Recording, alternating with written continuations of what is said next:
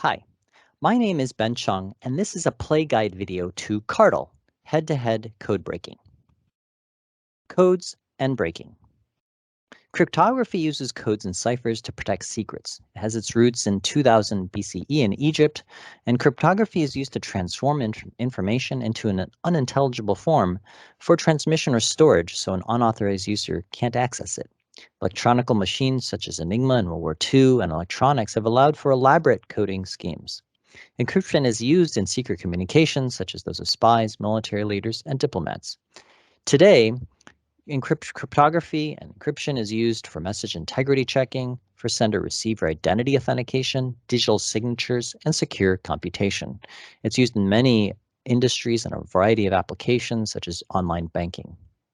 Cryptanalysis is the breaking of codes and ciphers, and the breaking of encrypted communications has altered the course of history. For example, the Zimmerman telegraph, which triggered the USA to enter World War I. There are many deduction games and code breaking games. Perhaps Mastermind is one of the more famous ones, and more recently, Wordle. Setup and objective. The objective of Cardle is a game where players try to break a 6-digit code encoded in the tech deck cards. Players have 7 tries to deduce the code. There are 2 ways to play. In group play mode, a code master manages the code for the rest of the players to break. In head-to-head mode, 2 players or teams are trying to break each other's codes. The game ends when the code is solved or after 7 rounds of guessing, and in head-to-head mode, the players are awarded for coming closest to breaking the other player's code. Game setup for group play. If you're playing in group mode, there will be one person managing the code called the code master. All the other players are trying to break the code together. Group play uses 1 tech deck. You'll expel the wildcards. You'll set up the code. The code master looks through the tech deck and chooses 6 cards and their order representing the code that needs to be broken. The code may not contain more than 2 of the same value card. Place the code cards in a row face down in the play area and then shuffle the tech deck. Deal all the other players 10 cards. Place the remaining cards of the deck next to the play area, and the discard pile will be next to that. Here we see a graphic of group play setup, where we've picked a code master in step 1, expel the wildcards, and in step 2, the code master chooses 6 cards, and the code cannot contain more than 2 of the same value card. She places the code cards face down in a row in the play area and shuffles the tech deck. And then in step 3, all the other players are dealt 10 cards, and then the deck is placed next to the play area. In head-to-head mode, 2 players or teams are playing against each other. Head-to-head mode uses 2 tech decks. Each player or team is trying to break the other players or team's code at the same time. One player or team will serve as the code master for the other player or team, and each player or team will use a separate tech deck. Teams do not have to have an equal number of players. You'll expel the wildcards. Then, each player looks through their tech deck and chooses 6 cards and their order representing the code that needs to be broken. The code may not contain more than 2 of the same value card. Place the code cards in a row face down in front of the other player, and then each player will then shuffle their own tech deck. Then each player draws 10 cards into their hand and places the remaining cards of their tech deck next to them with the discard pile, which starts with no cards, next to that. This is an illustration of how you would set up the game for head-to-head mode, and you see here there are 2 play areas, a player 1 player area and a player 2 player area. And in the player 1 player area, player 2 manages the code for player 1 to break. And also in the player 2 area, player 1 manages the code for player 2 to break. You'll expel the wildcards in step 1. In step 2, each player will pick 6 cards and their order from their tech deck, and the code that you want the other player to break can't have more than 2 of the same value card. You place the code cards in front of the other player and then shuffle your deck. And then players will then draw 10 cards and place the remaining cards, forming a draw deck, next to their play area. Gameplay. This summarizes the gameplay. The basic flow is that you'll make a guess, you'll set clues, you'll draw cards, and then you'll check for the end of the game. In making a guess in group mode, players make a guess by playing 6 guess cards face up beneath the code. In head-to-head mode, each player or team makes a guess against the other player or team's code by placing 6 guess cards under the code cards face down. Then both players turn over all their guess cards simultaneously. And then the guess cards are rotated to give clues about the code. In head-to-head mode, there can be an exact match where if a guess card has an exact match both in value and suit, for that position, you turn over the code card. If there's a value match, it matches the value but not the suit, then the card is turned upside down, rotated 180 degrees. Displaced. If the guess card value is in the wrong position, turn the card sideways. Absent. If the value of the card is not in the code at all, the guess card is not changed. And then you draw cards. In group mode or head-to-head mode, players draw until they have 10 cards in hand. And discard to draw. As players get more information about the code they're trying to break, some cards will be dead cards in hand. So at any time, and at any number of times during the turn, players may discard 2 cards to draw a card from their draw deck. And then you can carry forward cards. Due to a limited number of cards, after guessing and drawing, players may carry forward guess cards from any prior round into the next round's guess. You maintain the orientation of the forwarded guess cards. We see here where clues are set in head-to-head mode, you can have an exact match. So we see the 13 of knowledge is an exact match to the code card, and in this case, the code card is turned over.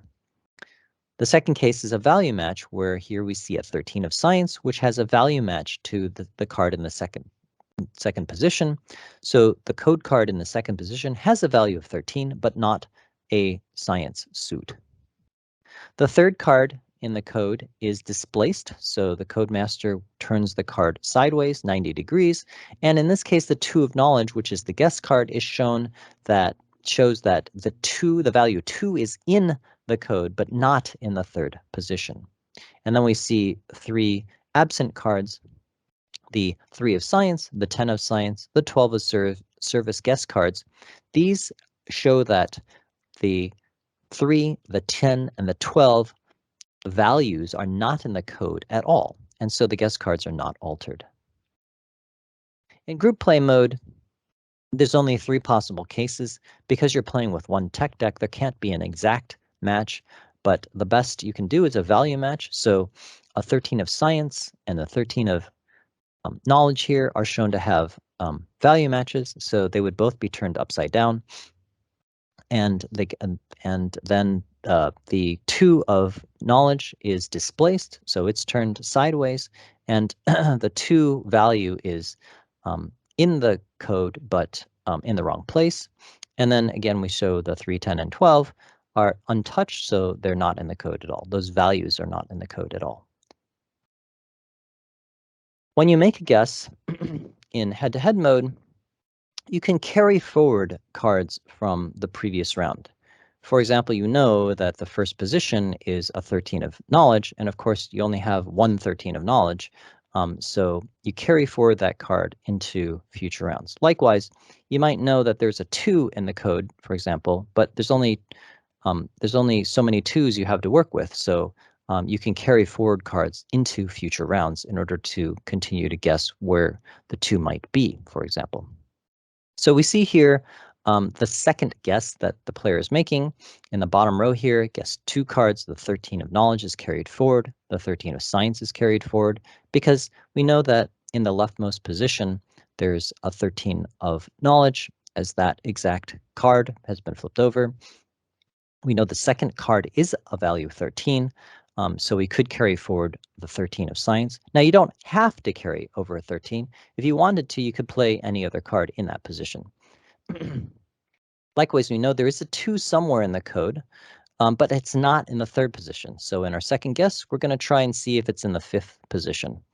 And then we'll play the 6 of knowledge, the 7 of knowledge, and the 9 of services, because we don't know yet if the 6, 7, or 9 is in the code. It might be in the code, so we'll play them in those positions as shown in guess number 2. After that, the codemaster will rotate cards appropriately to show information or clues about the cards that are played in guess number 2.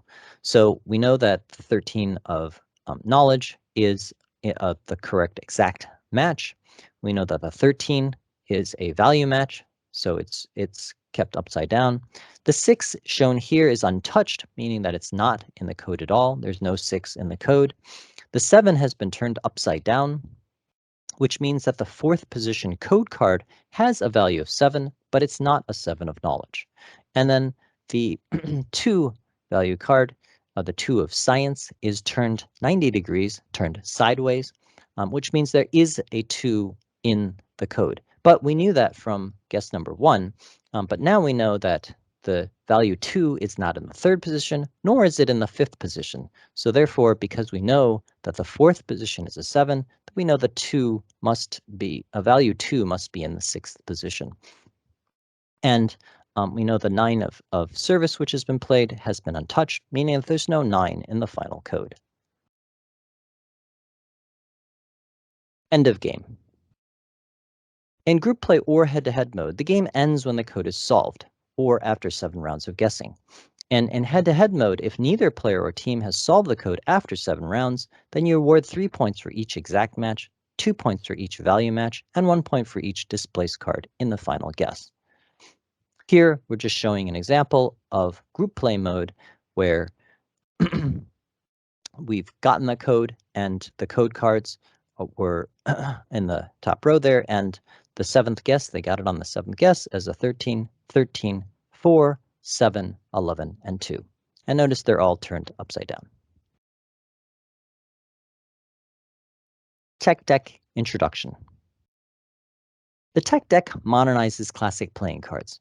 It brings them into the 21st century, and you can use it for any classic card game, not just Cardle. Unique card game effects enhance any classic card game, creating interesting interactions and provide replayability. You could, for example, play poker with the Tech Deck. Versatile and portable. The small form factor is easy to carry. Wherever you are, whomever you're with, you can enjoy gaming with the Tech Deck. Games long and short, casual and serious. The Tech Deck is a game platform that you can play many games with. The family of Tech Deck games will appeal to many different audiences. It will speak to hardcore gamers, non-gamers, party settings, and family settings. We see here on the left an example of a Tech Deck card, the 6 of technology, which has a traditional playing card index of the 6 of clubs. The modern concept here, software, and an image of the software. The inventor, Tom Kilborn and Freddie Williams, and their related invention, and then the game effect that is used in many Tech Deck games.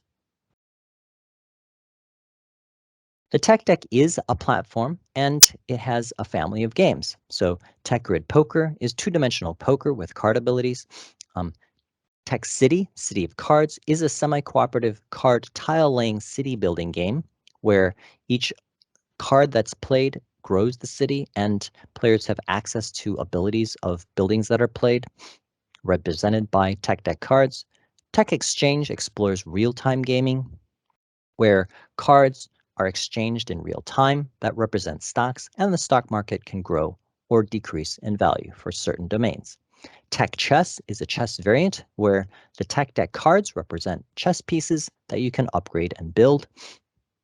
Gears of Industry is a personalized card game where players get to customize their own Tech Deck and then bring it to play in a head-to-head game.